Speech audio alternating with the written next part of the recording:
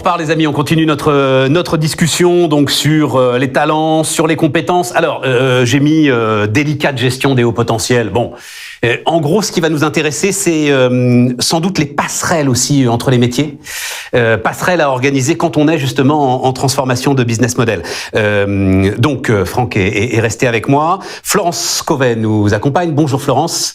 Oh. Vous êtes donc la DRH France de Sanofi et là encore et merci d'être là. On est dans un secteur qui est évidemment en pleine réflexion, je vais le dire comme ça, après ce qui est en train de se passer. Et Loïc Michel, bonjour Loïc. Bonjour. Donc patron et fondateur de 365 talents. Un mot sur 365 talents, mais justement on va parler de passerelle. On va parler de passerelle, ouais. Tout à fait. Parce qu'aujourd'hui il n'y a que 20% du talent qui est réellement connu dans l'entreprise. Nous on accompagne les DRH pour mieux détecter et mieux mobiliser les compétences au quotidien dans leurs équipes. Et du coup, on a mis en place et on a développé une plateforme qui est une place de marché dynamique de compétences ou une Internal Talent Marketplace. Et je pense qu'on va y revenir. C'est magnifique. Mais attends, c'est quoi ce chiffre ? 20%. J'adore ces chiffres de RH, moi. 20% du potentiel humain, en fait, de l'entreprise est exploité seulement ? Exactement. Et c'est intéressant de faire le parallèle avec les hauts potentiels, puisque je pense que c'est une notion qui est aujourd'hui en train un peu d'être revue, reconsidérée, et ces hauts potentiels, c'était justement à peu près 20% de la population de l'entreprise sur laquelle on allait miser en termes de développement. C'est vrai. On est en train d'en revenir et en fait, on s'intéresse aux 80% qui manquent. Et il y a d'ailleurs un chiffre intéressant et je crois que c'est Deloitte qui l'a sorti. Ça tombe bien. Respect. J'en sors beaucoup. Je crois qu'il y a 11% des entreprises qui disent ne pas avoir d'informations sur les compétences de leurs salariés en temps réel. Et ça, je trouve que c'est un vrai challenge. Florence, vous achetez ce chiffre-là donc ça veut dire 80% du potentiel RH de l'entreprise n'est pas exploité. Alors, je ne sais pas, moi, sur ce chiffre. Par contre, ce que je peux vous indiquer pour Sanofi, c'est qu'on a actuellement plus de 800 compétences dans l'ensemble de nos activités. Donc, c'est énorme. Donc, vous pensez bien que 800 compétences, ça ne veut pas dire qu'on les exploite pleinement dans tout ce que peut apporter nos collaborateurs, dans la façon de les former et d'envisager aussi des passerelles. Mais 800 compétences, c'est 800 compétences dont tu as besoin ou 800 compétences qui détenues. Détenus par les collaborateurs de Sanofi. Détenus. Après, ça ne veut pas dire que ces 800 compétences, on en a certaines qui vont vraisemblablement être peut-être de moins en moins importantes dans les années qui viennent et d'autres, au contraire, qui vont prendre de plus en plus d'importance. On pense bien entendu à tout ce qui est data analyst, data scientist, digitalisation. Donc effectivement, on a un volume, un vivier de compétences de l'ordre de 800 au sein de Sanofi. Alors, ton défi aujourd'hui ? Bien, le défi, justement, c'est de préparer au métier d'avenir. Ça, c'est essentiel. D'envisager ces passerelles entre nos différents métiers. Et comment on prépare ? C'est au travers de plusieurs outils, à la fois des outils classiques, parce que je pense qu'il ne faut pas être forcément dans des grands effets de balancier. C'est ce qu'on appelle traditionnellement la GPEC ou la GEPP. Ouais. Là, c'est tout simplement l'évolution de nos métiers. Ça s'applique particulièrement à un pays comme la France. En France, Sanofi, c'est 25 000 salariés. Donc, avec l'ensemble des métiers qui sont présents sur la France. Et puis des choses qu'on appelle plus le strategic workforce planning, avec une entrée qui n'est pas forcément par les métiers, mais davantage par les compétences. Et donc là, ce qui se passe, c'est... Alors, d'abord, est-ce qu'il y a... Alors, sans doute pas à l'échelle de ce qui s'est passé pour Elior, qu'on a raconté il y a quelques instants, mais est-ce qu'il y a une réflexion aujourd'hui sur le business model de l'entreprise ? Et quelle est sa traduction en termes de stratégie RH ? Alors, c'est vrai que par rapport au témoignage que vous avez eu sur Elior, où on voit qu'il y a une accélération énorme au travers du Covid, on a quand même, dans les métiers de la santé, une évolution énorme de nos compétences, avec tout ce qui est la biotechnologie ou la bioproduction. Il faut savoir que Sanofi, traditionnellement, était un métier de chimiste. Ouais. Et là, il y a un changement important de nos compétences. Donc ça, c'est quelque chose que l'on doit regarder, que l'on doit anticiper. Il y a une course importante sur ces compétences. Et nous, on mise en interne sur des modèles de formation, notamment au travers de ce qu'on appelle le 70-20-10. Le 70, c'est-à-dire que 70% de la façon de vous former, de vous développer, c'est au travers de l'expérience professionnelle. Le 20%, c'est davantage l'accompagnement managérial, le coaching, tout ce qui tourne autour de mentorat. Et le 10%, c'est vraiment la formation telle qu'on l'entend classiquement, Alors, classiquement, avec beaucoup d'e-learning versus du présentiel. Ouais. Et c'est comme ça que l'on va préparer nos collaborateurs sur nos métiers d'avenir. 70, 20, 10. C'est notre modèle. 70, donc attends, je veux bien comprendre. 70, c'est finalement ma pratique quotidienne. La pratique quotidienne. Et la façon dont je la fais évoluer par mon intelligence, etc. Et le Kaizen de Toyota, quoi. Voilà, l'amélioration continue. Okay. Tout à fait. 20, c'est les tiers au sens, encore une fois, le manager qui doit vous faire progresser, c'est le mentorat, c'est le coaching. D'accord. Et le 10, la formation classique. Voilà. Comment tu juges ce cocktail Totalement en ligne. Non, totalement en ligne. Et avant, c'était plus 10, 20, 70. D'ailleurs, c'était l'inverse. En fait, on a un peu retourné le modèle, on va dire, depuis 10, 15 ans, pour faire court. On est beaucoup plus sur l'apprentissage au jour le jour, quotidien, dans l'entreprise. Et on revient au point qu'on a soulevé auparavant. Et un point extrêmement important, c'est aussi la projection, comme vous l'avez soulevé, sur le Strategic Workforce Planning. C'est l'anticipation à horizon de 3-5 ans, simplement de la demande et de l'offre au niveau des compétences et des métiers, en tout cas au niveau des entreprises. Oui, mais Florence, on est sur des compétences qui, pour certaines d'entre elles, sont, c'est de la très très haute qualification quand même chez Sanofi. Quand on parle justement de tout ce qui est recherche, etc. et tout. Donc là, ton 70-20-10, il est pas plutôt, je sais pas moi. 50, 20, 30 au moins? Non, parce que en fait, effectivement, on a des métiers très qualifiés. Alors, il faut savoir que chez Sanofi, on va quand même, puisqu'on a un spectre de métiers très très vaste.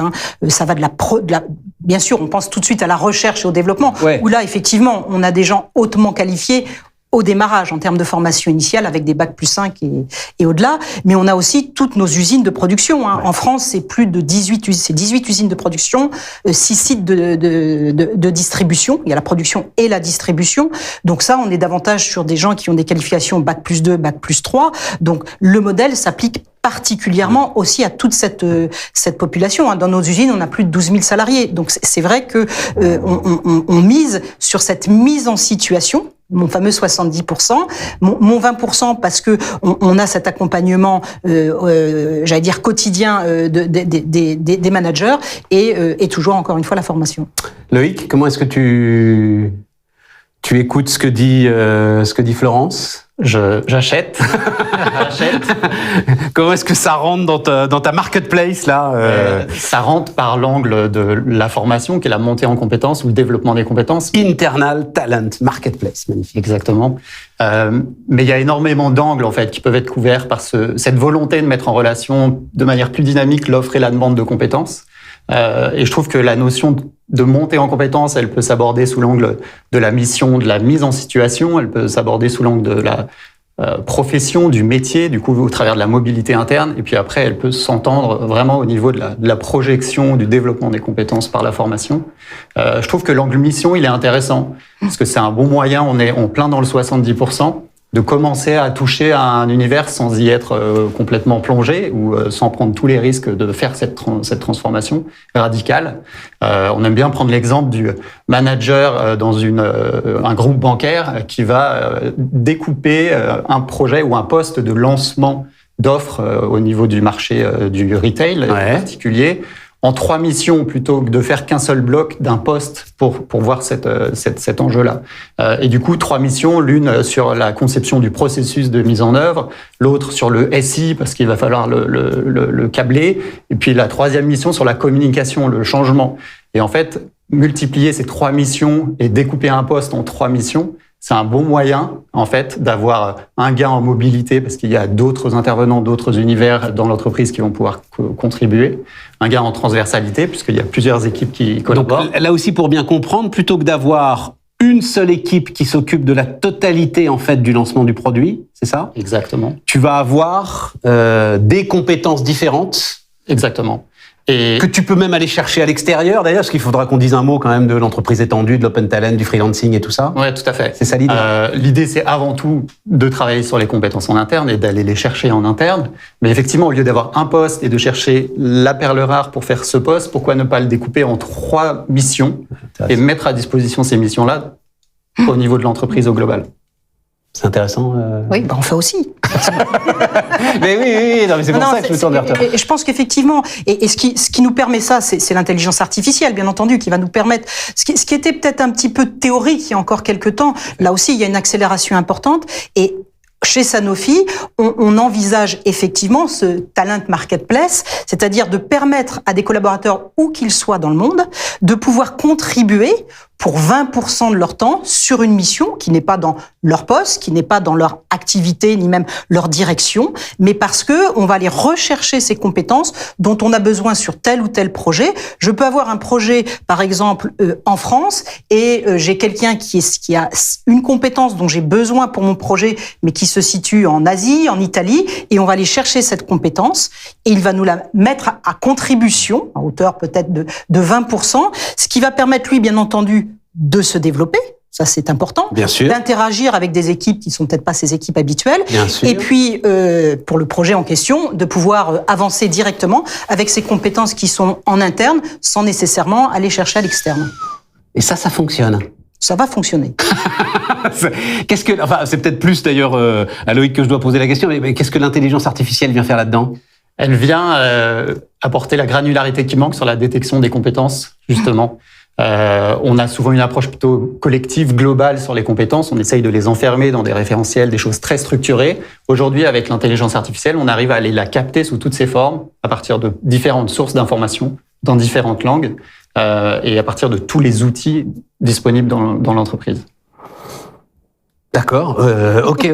Non, parce que dans ton projet, et au-delà en fait de participer à effectivement un projet qu'on aura découpé, toi tu veux aussi finalement qu'il y ait des passerelles, mais les plus larges possibles entre les différents métiers de Sanofi. Oui, il faut qu'il y ait... Alors, faut pas non plus, il n'y a pas de baguette magique non plus, on pourra pas tout faire. Non, mais il faut réussir à casser les silos, ce qui nécessite cette anticipation, c'est vrai, ça c'est pas la chose la plus facile compte tenu de l'accélération des évolutions technologiques ou autres. Donc on anticipe et là on arrive effectivement au travers de cette anticipation à envisager ces passerelles en cassant justement, et le champ des possibles, il est énorme. L'intervention précédente, c'est aussi l'apprenant, le fait de vouloir apprendre et d'avoir les moyens aussi d'accompagner les collaborateurs nous permet effectivement d'envisager ça. Et en plus, on le voit au travers de ce que l'on a vécu là depuis quelque temps, le travail à distance avec des équipes qui sont au travers du monde entier, puisque Sanofi, c'est 100 000 collaborateurs Bien et qui sûr. opèrent dans beaucoup de pays. Je crois qu'on a plus de 145 nationalités. On a donc ce terrain de jeu qui nous permet d'envisager ce type de passerelle. Mais tu me disais, alors si on parle justement des hauts potentiels, un gars aujourd'hui qui fait de la recherche, qui est peut-être dans une forme d'impasse, tu le sens tout à fait capable d'acquérir des compétences en finance, par exemple, pour pouvoir continuer l'aventure et la continuer différemment. Oui, alors après, ça va dépendre effectivement de sa volonté, de son envie. Évidemment. Là, c'est particulièrement l'exemple qui est difficile, parce que quand vous êtes en recherche, vous êtes particulièrement dans un métier passion qui vous guide. Oui, alors laissons de côté la recherche, mais on va dire en tout cas... Bien entendu, bien entendu. Certains des bacs plus 64 que tu as. Je pourrais citer, par exemple, en recherche, on a des techniciens de laboratoire. Rien n'empêche qu'ils aillent dans des métiers plus de production, par exemple, où en plus il y a une technologie de plus en plus forte. Et ça s'organise. Ça s'organise dans une marketplace. Et ça s'outille via l'intelligence artificielle qu'on a évoquée déjà, puisqu'en fait, l'IA va faire des maths sur de la donnée. Et ces maths vont permettre notamment de faire des équations qui vont aider les équipes RH à identifier des passerelles qu'on n'avait pas pu identifier avant. Et typiquement, un biostatisticien, si on lui enlève la dimension chimie et qu'on lui rajoute une dimension assurance, peut devenir un très bon actuaire. Et cette petite corrélation-là, si on trouve du coup la granularité en termes de formation qui va bien, on est capable de faire évoluer les gens alors qu'on ne pensait pas pouvoir les faire évoluer. Les actuaires, c'est ceux qui calculent les risques dans l'assurance, c'est ça. Exactement. Ouais. Franck, oui, on rentre tout ça. Oui, non, mais c'est passionnant. Mais après, il y a toujours un petit frémissement quand on se rentre en équation et quand on rentre ce qu'on est finalement dans des équations, dans des algorithmes, dans de l'intelligence artificielle. Moi, en résumé, je parle beaucoup d'écosystème de collaborateurs. On est plus sur un modèle hiérarchique, on est sur un modèle plus large Et pour le coup, on intègre beaucoup. L'entreprise doit être l'agrégation, en tout cas, de plusieurs talents et plusieurs compétences pour servir les besoins de l'entreprise et les objectifs. Bon, alors, on n'a pas le temps, mais un tout dernier point, parce que tu fais tout ça tout en préparant l'avenir, et tu es en pleine guerre des talents, et en allant chercher dans les écoles, partout. L'ensemble des futurs talents dont Sanofi aura besoin. Oui, c'est à la fois, donc on va chercher au travers, bien sûr, en France, de l'alternance, des stages, des VIE. Ça, c'est important. On a plus de 1600 jeunes en alternance et 1000 qui sont en stage et autres. Et ça, c'est un vivier formidable. Ça apporte beaucoup aux équipes. C'est effectivement la guerre des talents. Mais on a à cœur aussi chez Sanofi, non seulement de se constituer de ce vivier, ça c'est important, mais également de les mettre en lien avec tout notre écosystème santé. Parce qu'il y a aussi souvent, et c'est vrai dans beaucoup d'activités, des notions de filière. Donc ces jeunes-là, qui sont l'avenir, qui sont nos talents pour nos futurs leaders, non seulement on les fait monter en compétences, mais également on les met en relation avec des startups de la santé, avec tout l'écosystème santé pour qu'ils puissent poursuivre. Eh ben justement, les startups, on va en parler. Merci Florence, merci Loïc, merci Franck de m'avoir accompagné. Vous restez avec nous parce que on se retrouve tout de suite, justement, on reçoit 5 startups, alors non pas dans le domaine de la santé, mais dans le domaine des RH, qui vont présenter leurs dernières innovations. Et puis bien sûr, Future of HR qui continue toute la semaine. Vous faites votre programme sur mesure, futureofhr.fr, avec des rendez-vous en petit comité pour répondre à vos problématiques et à vos enjeux prioritaires. Mais à tout de suite donc avec les startups.